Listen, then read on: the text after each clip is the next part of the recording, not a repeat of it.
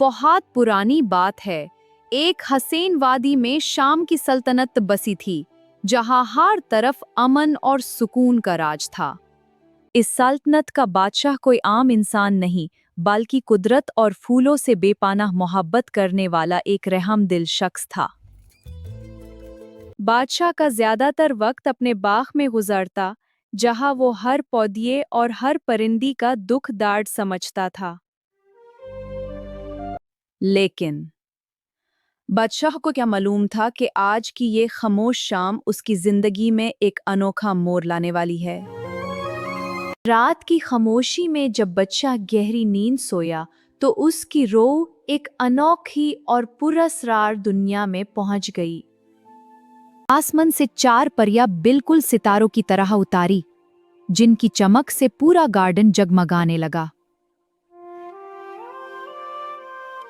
एक परी ने हाथ हिलाया तो सोने का तना निकल आया और दूसरी के चूहने से चांदी की शखें फूटने लगीं।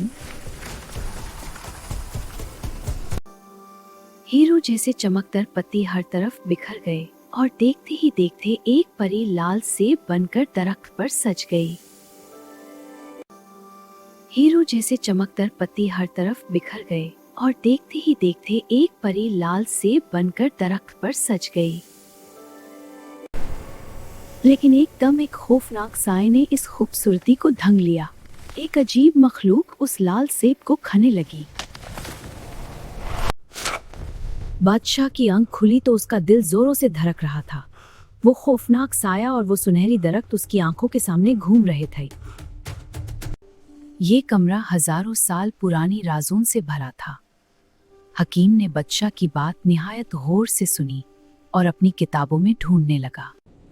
बादशाह सलामत, वो परियां माउंट काफ की शहजादियां हैं, जिन्हें एक जालिम देव ने कैद कर रखा है। वो आपसे मदद मांग रही हैं। बादशाह ने ठान ली कि वो उन मासूम परियों को आजाद करवाएगा। उसने उसी वक्त पूरी सल्तनत में ऐलान करने का हुक्म दे दिया। बादशाह ने पूरी सल्तनत में मुनादी करवा दी कि जो भी माउंट कफ जाकर परियों को आजाद करेगा, उसे सोना और जवाहिरत से माला माल कर दिया जाएगा। दौलत के लालच में बहुत से लोग निकले, मगर देव का खौफ और माउंट काफ का रास्ता इतना मुश्किल था कि सब नाकाम लौट आए। जब कोई उम्मीद बाकी ना रही, तो बादशाह का सबसे काबिल एतमाद वजीर सामने आया। उसका मकसद दौलत नहीं, बल्कि उन मासूम परियों की जान बचाना था। बादशाह ने वजीर की आंखों में सच्चाई देखी और उसे इस खतरनाक सफर पर जाने की इजाजत दे दी। और यूं एक नए अज़्म के साथ वजीर माउंट काफ के उस पुरअसरार सफर पर निकल पड़ा, जहां से आज तक कोई जिंदा वापस नहीं आया था। रास्ते में वजीर ने देखा कि 2 मछलियां पानी से बाहर मिट्टी पर तड़प रही हैं। उनकी सांसें उखड़ रही थीं।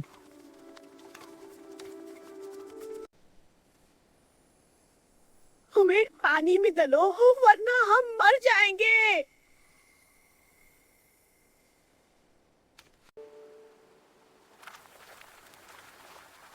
वजीर, तुमने हमारी जान बचाई है। वक्त आने पर हम भी तुम्हारा साथ देंगे। तेजी से रास्ता बदलो, कोई इंसान हमें कुचलने वाला है।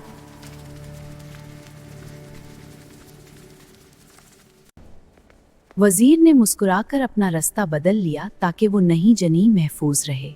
उसे मालूम था कि कुदरत की हर मखलूक काबिल एहतराम है।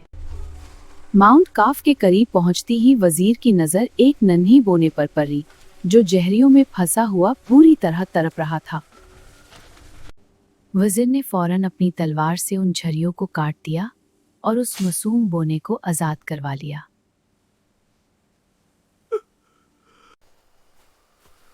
तुमने मेरी जान बचाई है, ये गैबी चादर रखो। इसे पहनकर तुम दुश्मन की नजरों से उजल हो जाओगे। वजीर ने जैसे ही वो चादर पहनी, वो गायब हो गया। अब वो माउंट काफ के उस जालिम देव का मुकाबला करने के लिए पूरी तरह तैयार था। आखिरकार वजीर उस खौफनाक महल के सामने पहुंच गया, जहां परियां कैद थी। ये मौत की घटी थी, मगर वजीर के दिल में खौफ का नामो निशान न था। गायबी चादर पहनकर वजीर खामोशी से महल के अंदर दाखिल हो गया। गार्ड्स को कानों कान खबर ना हुई कि मौत उनके बराबर से गुजर गई है। महल के अंदर का मंजर किसी खौफनाक ख्वाब से कम न था। हर तरफ अंधेरा और अजीबोगरीब आवाजें गूंज रही थीं। एकदम वजीर की नजर उस सुनहरी पिंजरे पर पड़ी जहां वो चारों मासूम परियां कैद थीं। उनका चेहरा देखकर वजीर का दिल भर आया। लेकिन तभी जमीन लरजने लगी। जालिम देव अपने खौफनाक रूप में सामने आ खड़ा हुआ। वो किसी इंसान की खुशबू महसूस कर रहा था। मैं इन परियों को आजाद कराने आया हूं। देव ने कहकहा लगाया और कहा, अगर तुम ये परियां चाहते हो तो पहले मेरी ये सुनहरी अंगूर देगा। वजीर परेशान हो गया। दरिया इतना गहरा और खौफनाक था कि उसमें उतरना अपनी मौत को दावत देना था। लेकिन तभी वही दो सुनहरी मछलियां नामुदार हुई जिन्हें वजीर ने जिंदगी दी थी। उन्होंने अपनी वफा निभाने का फैसला किया।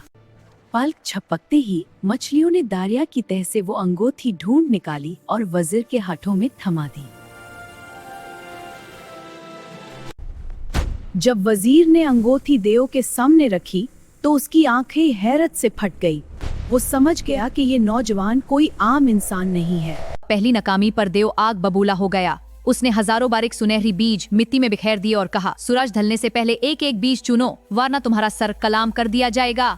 पहली नाकामी पर देव आग बबूला हो गया। उसने हजारों बारीक सुनहरी बीज मिट्टी में बिखेर दिए और कहा, सूरज ढलने से पहले एक एक बीज चुनो, वरना तुम्हारा सर कलम कर दिया जाएगा। वजीर के लिए ये काम नामुमकिन था। एक एक बीज को मिट्टी से अलग करना इंसान के बस की बात ना थी। वो मायूसी होने लगा। तभी मिट्टी से हजारों चिमटियां निकल आई। ये वही लश्कर था जिसकी वजीर ने रास्ता बदलकर जान बचाई थी। चिमटियों ने मिनटों में एक एक सुनहरी बीज मिट्टी से चुना और थैली को दोबारा भर दिया। वजीर की एक छोटी सी नेकी ने आज उसकी जान बचा ली। देव अपनी आंखों पर यकीन नहीं कर पा रहा था। उसका हर वार नाकाम हो रहा था क्योंकि वजीर के साथ कुदरत की ताकत थी। देव ने अपनी आखिरी चाल चाली। उसने चारों परियों को एक जैसा बना दिया और कहा, अगर तुमने असली शादी को पहचान लिया तो सफाजाद, वरना तुम हमेशा के लिए मेरे कायद बन जाओगी। वजीर सख्त उलझन में पड़ गया। चारों परियां बिल्कुल एक जैसी थीं।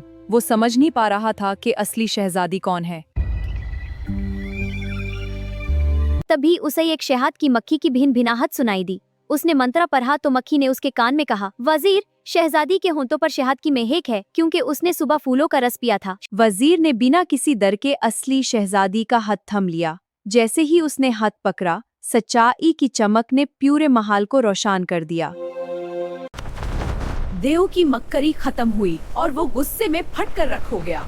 जालिम की कैद टूट गई और चारों परियां हमेशा के लिए आजाद हो गईं। जब ये कफला शहर पहुंचा तो पूरी सल्तनत जश्न में डूब गई। हर तरफ खुशियों के शदियाने बजने लगे। बादशाह ने वजीर को सीने से लगा लिया। उसने देखा कि उसका ख्वाब सच हो गया था और उसकी सल्तनत की रौनक वापस आ गई थी। बादशाह ने वजीर को आला इनामत से नवाजा, मगर वजीर के लिए सबसे बड़ा इनाम उन मासूम परियों की आज़ादी और अपने बादशाह की खुशी थी। इस कहानी से हमें ये सबक मिलता है कि हमदर्दी और नेकी कभी ज़ाया नहीं जाती। जो दूसरों की मदद करता है, खुदा उसकी मदद के लिए रास्ते निकाल ही देता है।